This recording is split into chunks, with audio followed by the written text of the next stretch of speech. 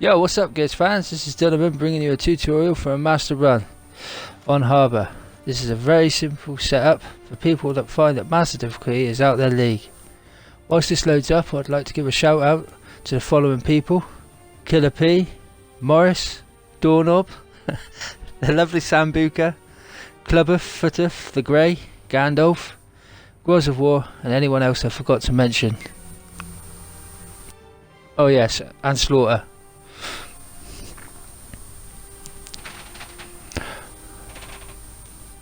As this loads up, I'll be talking you through what we'll be doing and where to place things and how to place them and how we go about it.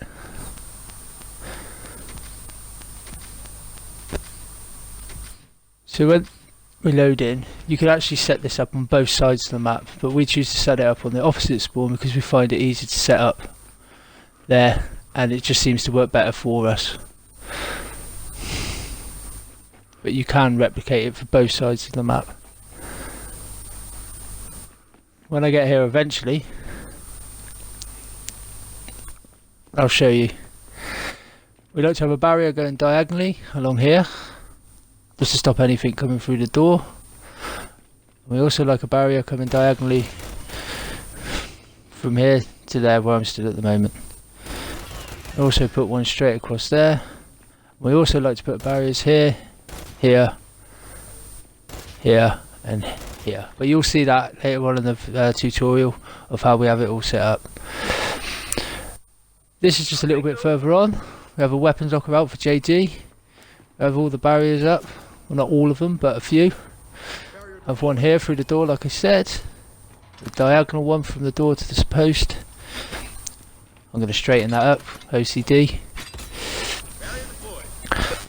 And as you can see, there's the other one there. We haven't actually got a forge at this point because we don't see the point in having a forge by wave 3. This is the first boss wave.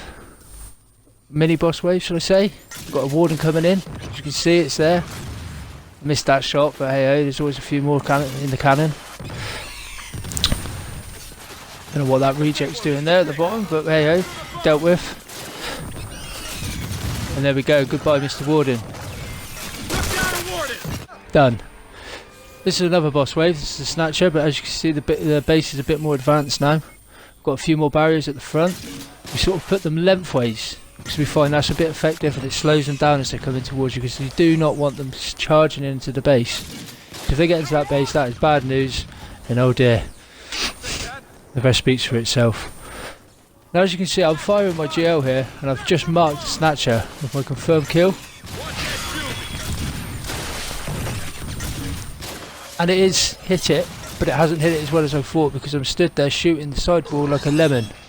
Try and prevent that and try and get yourself a better angle by moving around the map and sort of trying to get a good shot. Oh, here comes a pouncer. We don't want that in here either. Watch out for them because they can catch you out. Hello. This is not what you don't want. But if you get that and you're spamming the GL, you should be able to deal with that quite well. Goodbye, Mr. Snatcher. This is the base a bit more built up now. They're the old deer sentries, just in case you get them annoying flies coming in. We've got one there. Got a couple of sentry there, level 4 zapper sentry, or shock sentry as we call them. By this point we've definitely got a level 4 forge because you're going to need it. These are the crisscross applesauce barriers as we call them. They're very effective. And these are the barriers here set up in the side room, as I said earlier on in the tutorial. Bit more of the base, just another little walk through. You can sort of see them, and you can see what's going on here. You see it's a bit of a mismatch, but there is method behind the madness, and it does work really well. You'll find when they're clumped together like that, they take less damage, and they work really effective on stopping them coming into the base. That's the sentry there we put to help Kate out. Because when Kate is stood there, it does get rather sweaty.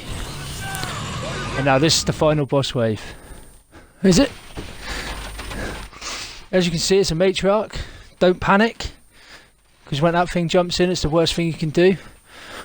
If you've got a good strong JD like that, you should be able to do some damage to it. Oh, he tripped. That does happen, so don't beat yourself up if you do go down. But hey ho. Get back up to your feet, turn around and give it another dig and see what happens. As you can see, there's the old deer sentries firing at it, and there it is in the base. Now if that's worst case scenario, all you can do is just panic and hope everyone can get up and deal with the situation. Lucky enough, we had a good team and we managed to pull it off. And when you get hit with them in the neck with one of them things, it's rather annoying, but just smash B and you should be able to get back up to your feet.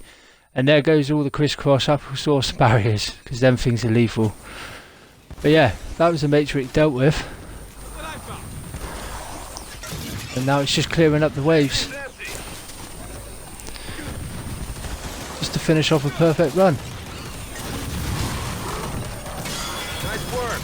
We find that like if you get onto the final boss wave and you stick out the forge as a decoy, it works really well, because that thing can actually surprisingly take a lot of damage. Once the boss is dealt with though, do not relax, because it's not far from over. You got to watch out for claws, because they could wipe out a whole team in an instant. But just watch out for little bits and bobs. The ones to watch out for the most, I find on these final waves, definitely the claws or the scions.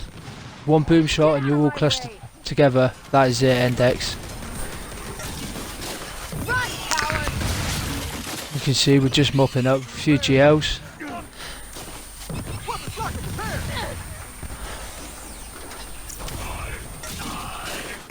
And that is pretty much the run explained for a master.